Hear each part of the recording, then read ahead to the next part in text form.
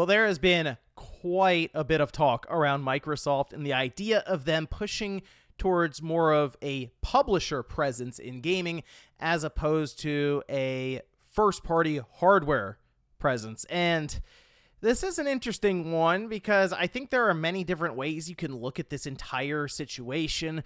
And there are people who are not happy with the idea. There are people who are happy. There are some that understand but aren't exactly thrilled with it. It's kind of all over the place. But I wanted to go over some recent comments from Satya Nadella, of course, the head of Microsoft, and also maybe what we can expect in the coming years from Microsoft, as I think they are about to push forward and try to bring down barriers around them for where their games are available. So if you guys enjoy this video, make sure to hit the like button, subscribe if you're new here to the Spawnwave Plus channel.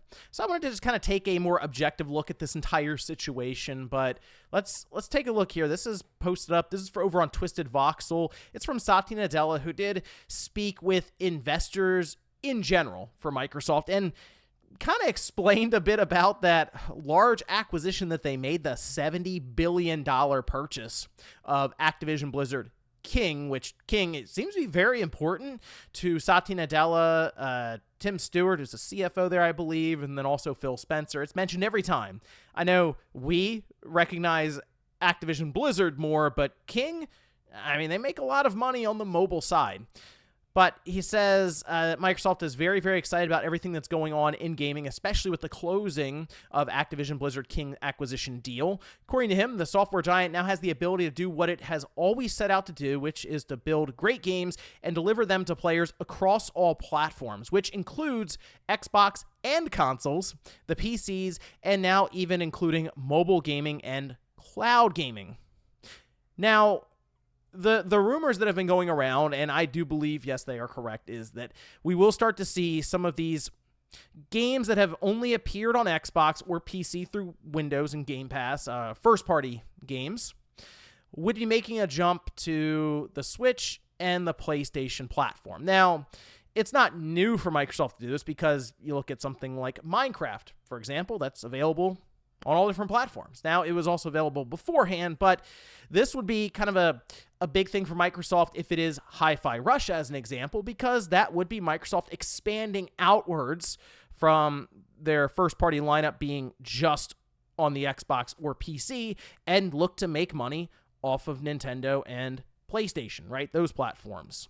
And people have wondered, does this really make a lot of sense for Microsoft, considering their primary focus has and still is Game Pass, their subscription push right now. But really the big thing for Microsoft is software. Like that's what Microsoft is. They are software first, then their hardware. And of course they have like Surface, they had Windows Phone, they had Zune, and they have dipped their toes in hardware in all different sectors across their company.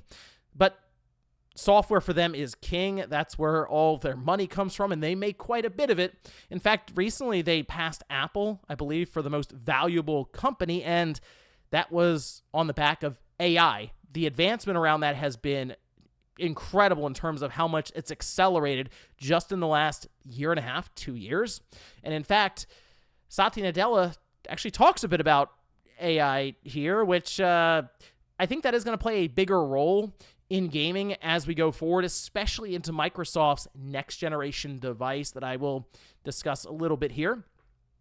But he mentioned that the company wants to do its very best work in gaming. While he referred to it as a core business for Microsoft, he seemed more keen on discussing its connection to AI, stating how there's tremendous energy between the gaming business and what the company is doing up and down the AI stack. He said that Microsoft is not a conglomerate and the software giant has one platform that expresses through multiple different addressable markets, and gaming is one.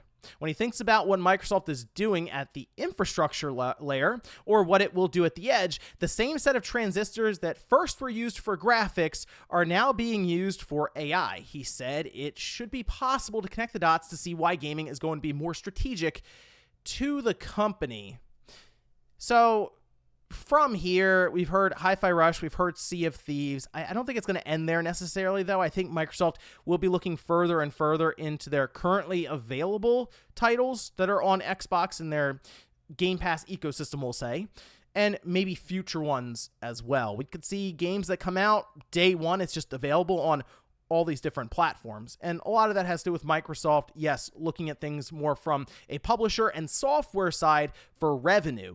Game Pass is what I would say additive to their overall strategy. And I actually got that word from Matt Piscatella, who did break down an interesting stat to keep an eye on here, where he says subscription growth has flattened in sub-services on console and PC platforms, counts for only 10% of total video game content spending in the US. I get that some people want to protect their preferred model, but the idea that subs will become dominant is unsupported by data. I believe this was on the back of Ubisoft representative discussing the idea that subscriptions could eventually just completely take over, but we have to get used to not owning our games.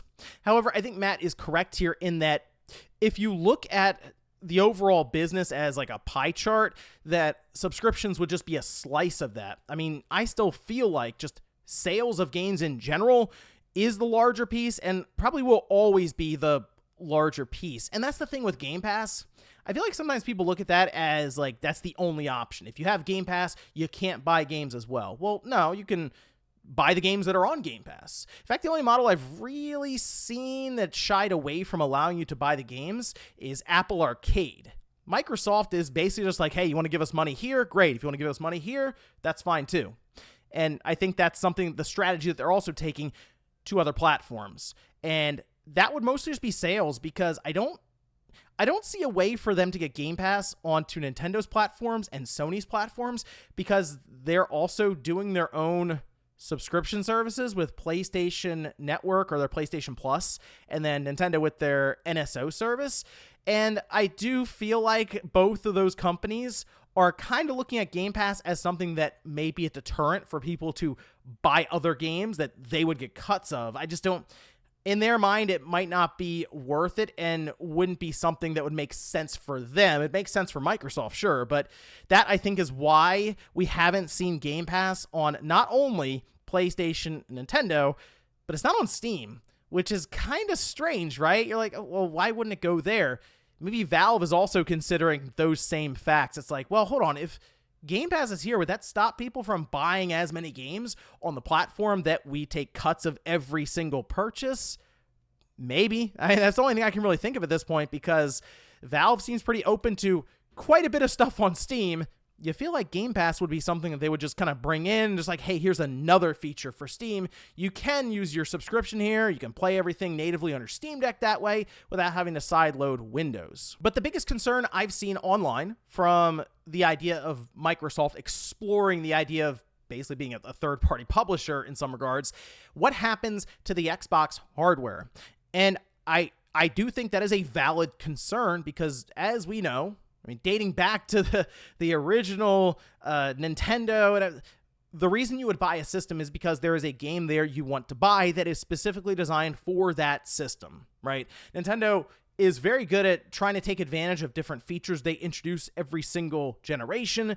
For good or bad, they will at least try to take advantage of something like motion controls for the Wii or the second screen experience for the Wii U. But then they end up just coming up with a concept that is really, really good with something like the hybrid model that we have right now with the Switch. So there's give and take there. But in this case, would Microsoft need hardware, an Xbox console that isn't easy or cheap to create, if you can just put your games everywhere? Like if you have a PC, you can buy these games. You have a PlayStation system, you can, Nintendo system. And right now, looking at the sales for the Xbox Series compared to the Xbox One, because that's what you do typically. You compare to yourself, not as much the competitor, although if you compare it to PlayStation right now, it's like 2-to-1 just overall lifetime sales for these systems. And it's not trending in a direction that is favorable for Microsoft right now, with some of the more recent sales figures showing a near 3-to-1 difference between PlayStation and Xbox in this recent holiday season. I mean, if they sell less than the Xbox One and then they trend in that direction, then the next one is even less than that. It's hard to say why Microsoft would continue that hardware that costs them money to make. Although they might be happy with 40 or 50 million consoles out there. It's very possible. But I do wonder if they're lining up their next generation device to just be different than what people would expect, because we figure the next system will just be a more powerful version of the current one. That's probably what Sony's going to do with their PS5 Pro and then their PlayStation 6. But based on how Satya Nadella has discussed the idea of artificial intelligence with gaming paired together, it does make me wonder if they have a different plan. We saw those slides leak out, and to me it was kind of odd because they mentioned the idea of going to ARM as opposed to sticking with their current setup with x86, and ARM chips are advancing rapidly every single year. I feel like there is a future where these low power chips and these regular chips that we have in our consoles now do meet somewhere in the middle, and it's kind of like a coin flip. You can go with either one, but ARM will provide a much more power efficient system. But maybe Microsoft is looking at this in the way of, well, 2026, basically 2027, let's say holiday 2026, would bring us to a position where everyone is connected more than ever across the world for internet, definitely compared to when Don Mattrick attempted to introduce the Xbox One mid-2013 with all those stipulations around DRM and always online. Well, things have definitely changed. People have become more and more connected. Could we pull off the idea of a system that does somewhat rely on the cloud for extra computing, and that could go as far as AI being just part of the system? And based on what the direction of Microsoft now, that actually wouldn't shock me, and maybe they kick the next generation off, say, right at the end of 2026 going into 2027, as has kind of been alluded to by different people online. And it's not necessarily a major graphical bump.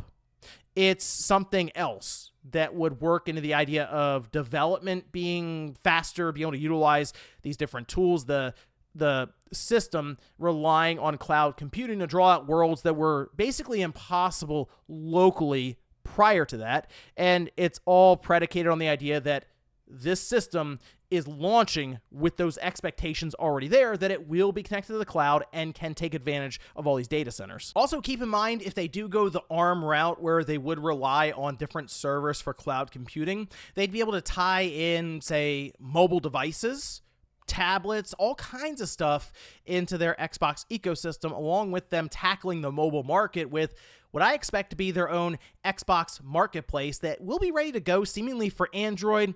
iOS still seems to be kind of up in the air right now, but I do believe this would be a way for them next generation to tie everything together under one umbrella. Now, I'm not saying that that is what will happen, but it is kind of a theory I have right now, and fortunately, if they are doing it in 2026, we wouldn't have to wait too long to hear about that, as that's in just a couple of years. We figure they would at least acknowledge and start up some of the marketing campaign towards that holiday 2026. But I do wonder how much further we can push these systems, these video cards, and I just don't see a big push right now for people wanting 8K. Everyone seems kind of happy with 4K right now, and ray tracing is at least getting to the point where it's just about conquered, it feels like, with things like DLSS and machine learning, upscaling, all those techniques. So what's the next big thing? Like, is it 8K, or is it something we don't know right now that could end up taking over, and is that AI being worked in for a meaningful way?